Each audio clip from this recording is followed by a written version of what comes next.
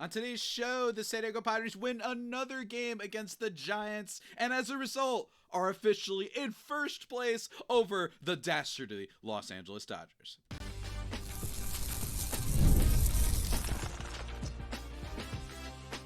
You are Locked On Padres, your daily San Diego Padres podcast. Part of the Locked On Podcast Network, your team every day. Greetings, ladies and gentlemen, and welcome to another edition of Locked On Padres podcast, which is part of the Locked On Podcast Network, your team every day for Wednesday, August 13th. As always, I'm your host with sometimes the most, Javier Reyes, and I've been covering this team for almost 6 years now for not just this podcast, but also various other outlets, including JustBaseball.com, chief among them. Today's episode, guys, is brought to you by Game Time. Download the Game Time app, create an account, and use code LOCKEDONMLB for $20 off. Go check that out, and go check me out on the socials, on Twitter /X and Blue Sky at Javipeno, JAVIIPENO. Today's episode, guys, we are recapping yesterday's lovely low-stress game. I know, you know what I mean? That's what's so great about the Padres lately is there has been a lot of stress following this team. It's not just because of the wins, but they're solid, confident, statementive, declarative, the wins that make a statement, if you get what I mean, right? We're going to be talking about that game, and then I want to talk about a little bit about Ryan O'Hearn, and then generally just some other things with the Padres lineup and them being in first place, and how, my lord, this upcoming Dodgers series this weekend is about to be so good. Cannot wait. Man, if I could be in San Diego just for this series, I would. Believe you me, fellow listeners and watchers, I would. But today's episode, guys, let's start first with talking about yesterday's game, because here's the thing. The Giants, aren't a terrible team. The Giants, I actually think at one point were pretty good, and it's actually really fun to look back at and remember when the NL West was by far the best division in baseball. You basically had the Rockies being bad, but other than that, it was an amazing division. Right? It was a genuine race. Do you guys remember that? It's actually kind of crazy to look back at. And now it's actually become like the AL East. I think that's become a little bit more of a hot division, right? Maybe the AL Central, stuff like that. Or not the AL Central, the AL West, I should say. But now the Padres, after winning this game, are tied. So I did lie a little bit in the cold open. Tied with the Dodgers for first place. This is as close the Padres gotten in a long time, man, let me tell you. But they win yesterday's game by a score of 5-1, and with the Giants being as good as they've been this year, you need to beat a team like this, right? Like, this is a team that, while yes, the Padres have had issues early on in the year, especially with playing against teams above 500, they need to still win those games. Those wins still count, right? And they do get the win in this one. First of all, their opponent, Robbie Ray, a good pitcher for the San Francisco Giants. 6 innings from him, 4 earned runs allowed, though. And it started off weird, right? Started off with the Padres getting struck out. Like, it didn't look great, right? Tatis, he hits a pop out. Then Arise strikes out, right? Arise, by the way, 0 for 4 in this game with a walk and a strikeout. When's the last time you remember Arise getting a walk and strikeout in the same game? So again, weird stuff. And then Manny Machado gets a single, and then Xander Bogaerts launches a double. Xander Bogaerts, by the way, in terms of batting average since June 15th, is 5th in Major League Baseball, and he's slugging the ball. Bogaerts being back has been one of the kick-starting things, deadline aside, for this Padres team, and we've talked about that a lot. But he hits a double, and then Robbie Ray has a balk. And it was the first time in a while that I've seen a balk that, there wasn't any question. There wasn't any protest almost. He started his windup and just kind of fell a little bit. And then he was like, oh, dang it. And then guess what? That's why it still matters. You know what I mean? Every time to keep trying no matter how many outs. So really good stuff from the Padres to start the game off and take advantage of mistakes. Nestor Cortes, though, in this game, I think showed a lot of promise. 4 2/3, giving up 1 earned run on 6 hits, 1 walk, 6 strikeouts, though, which I think was most impressive. Nasty Nestor was a thing for a long time with the Yankees, and he ended up being not just a fluke. Now, was his original coming out party in New York when he was absolutely absurd, right? Like when he was just a top 5 Cy Young candidate. Is that something I expect from the guy? No. But what I do expect is the Padres see something. And I think we are at the point with the Padres where whatever pitching additions they make, particularly when it's not a big name addition, I think we've gotten to the point where you just have to trust them and say they probably have an idea of what to do, right? He generated 5 whiffs on his changeup at least, not as many on his fastball. I want to see more of that. If Nestor can start looking like the fastball hurler that he was in the Bronx, I think that, and just getting that fastball that just rides so deceptively, I think, especially with the combination of that cutter and changeup. If he starts getting more whiffs on the fastball, I might be more in on Nestor being a little bit more than just a depth piece for the rest of the season. He might actually become important during the playoff run, so we'll have to keep an eye out for that. But great stuff from Nestor. And shocker, guys, the bullpen does not give up any runs. By the way, the one run that they do score was a Wilmer Flores single.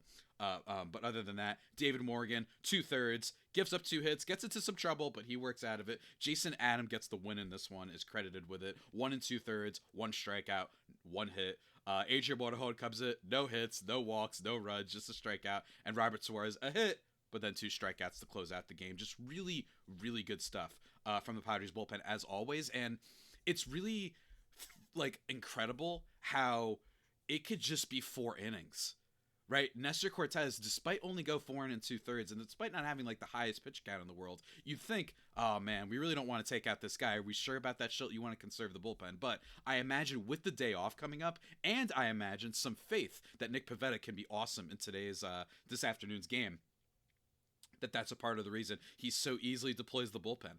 It's just amazing that Wandy Peralta is a low leverage guy that I kind of trust, and who knows if someone else is going to emerge and have a good stretch for them too. But this bullpen, it's just like, I really do think it's the best bullpen I've seen since the Royals won the World Series. I can't think of one that was this good. I understand Cleveland's was very good too last year, but there's just something about this Padres bullpen that I'm like, I don't know, man. Everybody in here is basically nails, and Robert Suarez is the worst of the best ones. You know how good of a bullpen you have to have for Robert Suarez to be the worst of your best pitchers? That's just, it's incredible, guys. But we're not done talking. We got to talk a little bit about our lineup, guys. And the big first run, obviously I talked about the balk, but Jose Iglesias with a 2-run home run in this one to make it 3-1 at one point. Really good stuff. I imagine a lot of people were complaining about the lineup and saying, why is Iglesias in? We have Sheets, who had a 2-hit game the other day. Why is he in the lineup? It doesn't make any sense. He's got a 500 OPS. Well, first of all, that man has a new album coming out at some point, and in general, the same way I kind of trust the Padres. I think we've reached the point where we have to trust the Padres that if they get a back-end rotation guy, they can probably do something with him. I think we have to trust Schilt. I just really trust what he's doing with the lineup at this point. And while I do have disagreements with where Arise is slotted, I think that overall, Bogaerts batted cleanup last night. Like, he is doing some changes, don't get me wrong. And while I do disagree with some of them, the team keeps hitting, so I'm not going to hate if they don't necessarily look as good high ceiling as maybe some other people on Twitter and the keyboard warriors think, right? I think Schilt deserves all the credit in the world.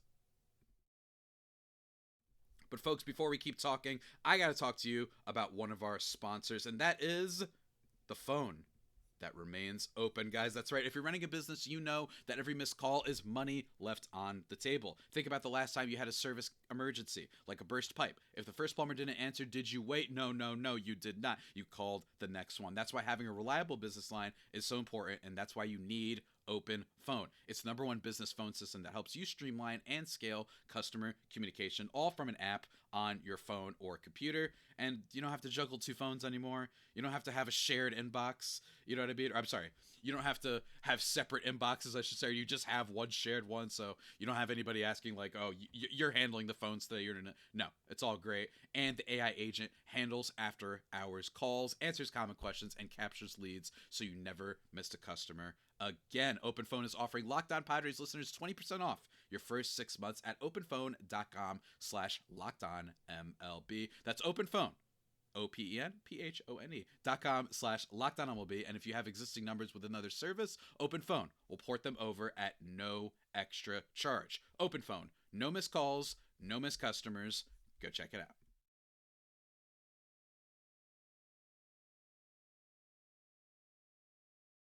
And just like that, everybody, we are back here on the Locked On Padres podcast, thriving and vibing as always. And let me tell you, the Padres, aside from the Jose Iglesias home run, our concert pop star king. We also get a single from Jay Cronenworth and a home run from Jackson Merrill. Jackson Merrill, we talked about him yesterday, the fact that his hard hit rate has been up over the last 22 or so games, and he's been hitting more line drives, not hitting into the ball as much. He's got a 321 BABIP as of late. He's been doing well, right? I think that the hits are starting to come. I really think that Jackson Merrill, I'm not as worried about him. Tatis, with his offense overall as a player, he's still great, but with Tatis, the offense with him, I mind because I see more red flags. The fact that he can't hit anything on the top of the zone, the fact that he's not slugging the ball particularly hard, he's hitting the ball into the ground more than ever this year, and he never did that before previously. Well, Merrill, I'm like, this just seems like a guy who pitchers adjusted to some of the stuff that he was doing last year, and he's making those adjustments now, and I still think he's gonna be fine. I really do. I really did. So it's nice to see him hit a home run. Granted, only like his second in his last like 90 plate appearances, but nonetheless, I will take it. And if it's a late surge, doesn't matter because this Padres team is looking really good, guys. And I also want to give a shout out to them doing well against good competition as of late, right? I have mentioned before that they can be a little bit rough when it comes to those like really bad pitchers that they almost are a get right start sometimes. But this version of the Padres, not as much. Kevin Acee brought up in his San Diego Union Tribune like newsletter kind of that 4 straight wins that the Padres all have come against pretty good pitchers. Lucas Giolito, who had a 3.57 ERA, he gave up 4 earned runs in 4 2/3. I'm sorry, 6 earned runs in 4 2/3. Brian Bayo on Sunday, he had a 3.03 ERA against the for this year. And then what did he do against the Padres? 5 2/3, giving up 5 earned runs. Logan Webb, 3.24 ERA, and in my opinion, one of the most underrated starters in all of baseball. He had a 3.24, faced the Padres, gave up 4 earned runs on 8 hits. And then Robbie Ray, 2.85 ERA. Robbie Ray quietly having a really great season. I'm actually really impressed that San Fran didn't manage to take advantage of this, you know? No, I'm not trying to be a hater, but 4 earned runs on 7 hits in 6 innings. The Padres have been doing it against some good competition lately.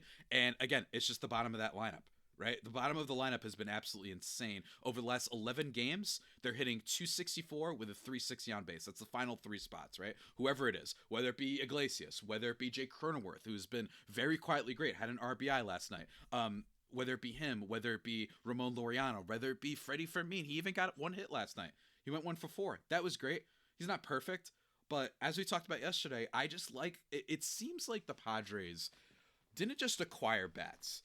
It seems like they acquired the right ones. And again, one of the things I'd been talking about a lot this year was the fact that this Padres regime has not given me as much reason to trust them when it comes to filling out the rest of the lineup, right? Because if you look at every deadline, every offseason, the type of guys that they've had filling things in haven't always turned out great. Whether it be deadline bats like Mitch Moreland, like Josh Bell, like Brandon Drury, Adam Frazier, or it be some signings like Matt Carpenter, Nelson Cruz, all those sort of players, it hasn't always turned out, with the exception of last year, 2024. And this year, these have been the best deadline bats, right? It's really been awesome to follow, and I just love that AJ Preller is just having his moment, man. It's really great.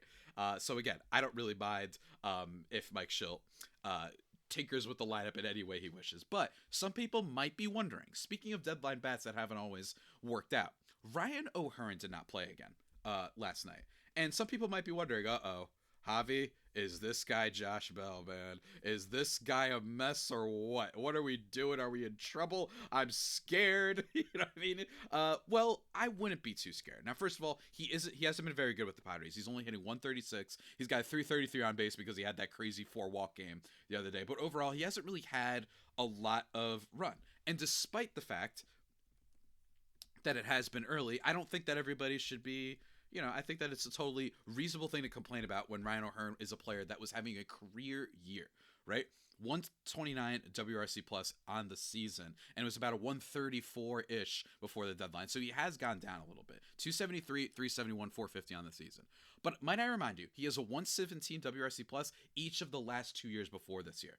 Right, he's been a good hitter before. He struggled with the Royals, right? He basically just had one rookie stretch, right, back in 2018, and then he's been kind of bad ever since. Then he bounced back with Baltimore, and it seems pretty legit, right? He's been a good player this year, and by the way, hasn't been too much of a bias defensively as a little treat. But overall, I think he's going to be okay. One of the things with O'Hearn aside from the fact that he has been doing well this year and it's way too early to render some sort of verdict on him as a Padre, one of the things that happened this year is that he just started crushing more pitches across all of the zone, right? What I mean by that is he used to be just a guy who's only going to crush like pitches middle, right? And that's not very good, right? But he's actually advanced that this year, and he's doing more damage to them. He's hitting about like 364 against fastballs this year. And yes, don't get me wrong, you should be hitting well against fastballs, but that's really, really good for hitting fastballs. And there are other players on this Padres team that haven't been great against it either. But if you look at the heat maps for this, what's his name? for my guy, Ryan O'Hearn, you've actually seen, and on the left, if you're watching on YouTube, you can see his heat map for this year, and then on the right, you can see his heat map for the past 2 previous years with Baltimore, when he was still a good player. But basically, the left shows he's hitting more stuff. It's more spread out, basically. He's doing a lot more damage on stuff that isn't just middle, and instead, it's pitches that are a little bit outside, high and middle, high and outside, down and inside, you know what I mean? A little bit across the middle, just a little bit better damage, right? He's managed to be just a total slayer of fastballs, and eventually that's going to come, at least in my opinion, right? I just don't think that these are improvements that are too fluky, especially for a batter who had 2 seasons that he'd been doing well before, right? So again, he's hitting more stuff across all of the strike zone, and that's good. You want to make more contact, you want to put it in play, and I think he's going to be fine, but I do admit that I'd like to see a little bit more from him. Because given the fact that the Padres have had some struggles with adding additions to their lineup over the years, it wouldn't be the first time that a guy was having a career year, went to the Padres and fell off. But unlike an Adam Frazier really was a bad acquisition by AJ Preller. I was a little bit critical of it at the time. I thought that he could at least just be okay, right? Like he was just going to be an okay bat at worst, and an okay bat would have helped that 2022 team, or 2021 team. Was it 21? When the heck was Adam Frazier? Was it 2021? I actually don't remember. I think it was 2021. But there was nothing in his data to support that he had changed. Instead, he had a super high BABIP, and the hard hit rate didn't change. He still hit the ball into the ground. And we saw that he wasn't any good. And he was already being benched. So I'm just saying, everybody, all the improvements that I've seen from Ryan O'Hearn this year, I think suggest that this is just... they're incorporating him, right? But they're going to give him some more time, and I think he's going to produce. I don't think, you look at his baseball savant, he's got an expected batting average of 286. He's still managing to hit the ball hard. I just don't think that this is going to be any type of miss. And again, I would like to see him play some defense, because he's actually had some good defensive metrics, particularly this year, and I think Schilt will do that, but can't blame him because Iglesias hit the home run. What can I say? Sometimes things just work out. And speaking of working out, folks, let me tell you about our friends at Game Time. And you know what I love about Game Time, man? The prices. They always got some deals for you guys. We've all been there logging on early and waiting forever for concert tickets to go on sale. Let me tell you, I heard Taylor Swift's got a new album coming out. It's getting revealed like tonight or something like that on the Kelsey podcast. Well, I imagine you're going to be waiting to get those tickets for all of her shows and whatnot. And when that happens, you know, Game Time is the place to help you out. They make getting concert tickets faster and easier than ever, and prices actually drop as it gets closer to showtime, and you can save up to 60% off with their killer last-minute deals. Tired of endless scrolling to find the best deal? Well, guess what? They've also got zone deals, which pick the best seats in your section for you and give you a nice little discount. It's great, right? With Game Time, the price you see is the price you pay. No hidden fees. You even get a panoramic seat view before you buy. So take the guesswork out of buying concert and show tickets with Game Time. Download the Game Time app, create an account, and use code LOCKEDONMLB for $20 off your first purchase. Terms apply. But again, create an account and redeem code LOCKEDONMLB for $20 off. Download the Game Time app today. Last minute tickets, lowest prices, guaranteed with Game Time.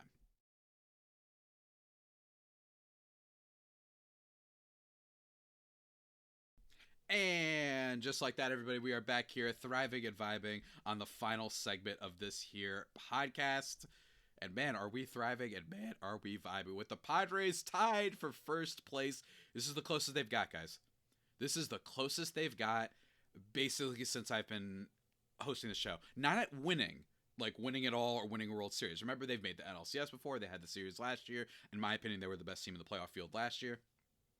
At that point in time, I'm talking about just winning the division. This is the closest they have been since I've been hosting, really. And they did get close last year too. But unlike last year, I will say that the Dodgers do look slow, right? They had a bunch of mistakes. They've had another Shohei Ohtani scandal, which I'm not saying I agree with it. I haven't read it, but I'm just saying, like, that's going to be all over the news, right? A lot of people are going to be frustrated, and they're going to be doing some of their bad faith readings and trying to paint him as a super criminal that MLB lets get away with everything, right? That's just the reality. But overall, the Dodgers have some weaknesses. Teoscar Hernandez, Andy Pages are not that great of an outfield, and Teoscar's been down this year. That's why. Right? You look at the fact that their rotation is still really hurt. They basically only had Yamamoto and past prime Kershaw for them this year. So, like, they're really, really struggling. And I don't know, like, if Glasnow's someone they could rely on. Tanner Scott. Remember when everyone was getting pissed off because they brought in Tanner Scott? 4.14 ERA on the year. He hasn't been a good closer for them. And they paid a lot, right? Like, he was the premium reliever. And by the way, guys, this is exactly what I'm talking about. Why I don't like investing in relievers. They can just be bad the next year. Something can change. Mookie Betts is what Xander Bogaerts was for the beginning, like, 2 months or so of the season, right? This is a guy who has a below 100 WRC plus, and he doesn't hit the ball hard at all anymore. The only thing that he has is good plate discipline. So he's been a mess. So the Dodgers are absolutely vulnerable, and we have to see if the Padres can take advantage. I will say, last game in this series, we got ourselves a good matchup. Another reason, I mentioned this before, that Schultz might have been willing to go more to the bullpen. Nick Pivetta versus Kai Wei Tang. Hopefully I said that name correctly for the Giants. He's got a 5.4 ERA over just a couple starts, but still. And then Nick Pivetta. Nasty Nick has been on a run lately.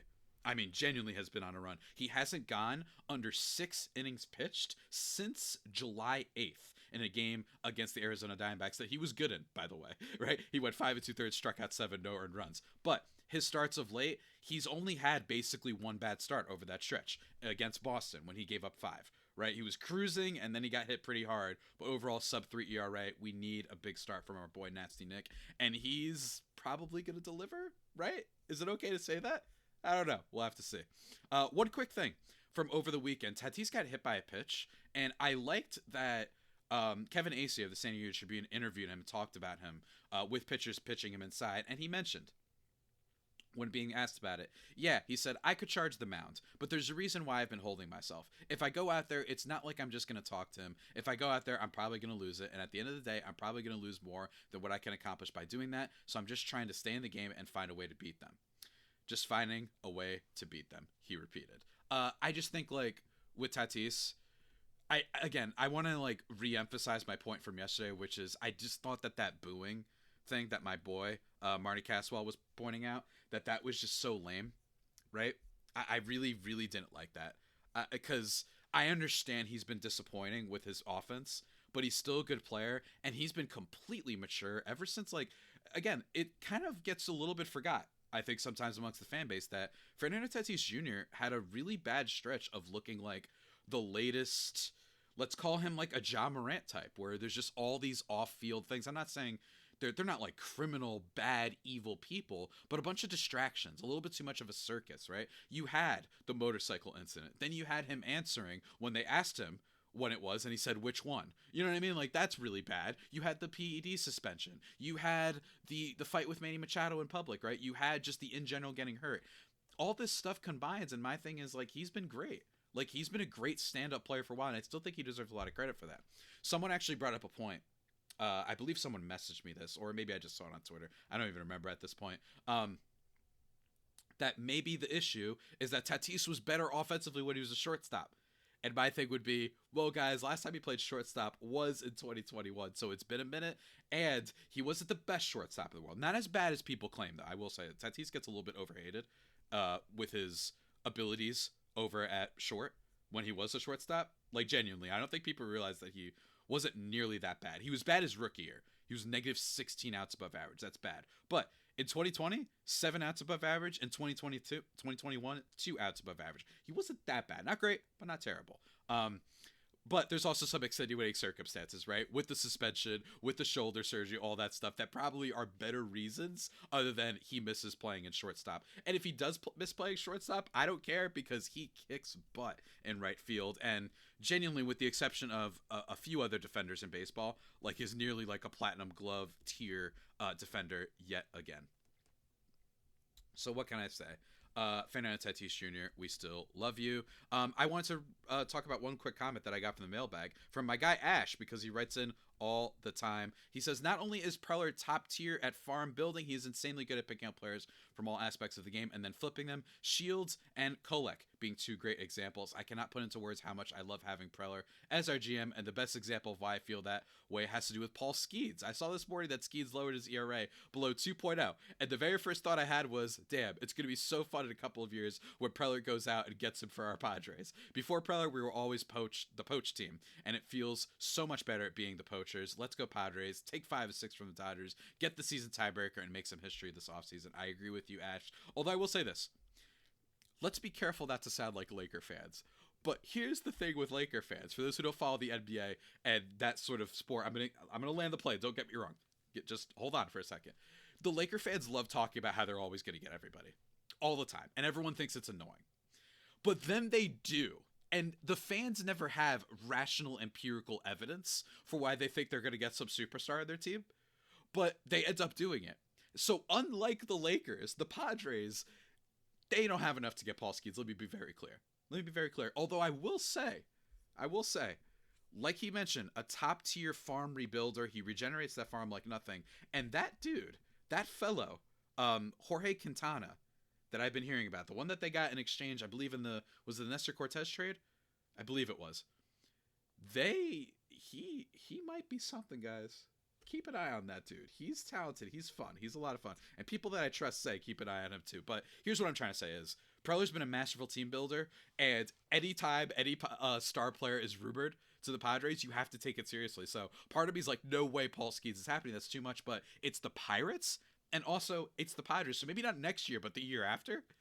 Could the Padres have enough farm resources to make that deal? I can't dissuade Padres fans from feeling that way, because that's all they've done these past few years is continue to make trade after trade and deal after deal that gives them some star quality players, maybe players that look like star quality players, but we didn't know yet. So for example, Michael King last year, we didn't know, although he had the numbers, then he became more of a household name the following year. Joe Musgrove, all that sort of stuff, that they've been really good at this. And I think we really have to start treating the Padres system, I think their system, their moves, the way that people always joke whenever the Dodgers sign a player, they're like, oh, 30 home runs incoming. We have to start doing with that to a degree with the Padres, where it's like, well, don't worry about the farm. It'll be good next year. They'll find a way, right? Or, don't worry about the back-end starters. They'll find someone to be good. That's what I would say they've earned. The offense, I don't think they've earned the ultimate benefit of that with the offense, that if they sign someone, they're going to be great here, right?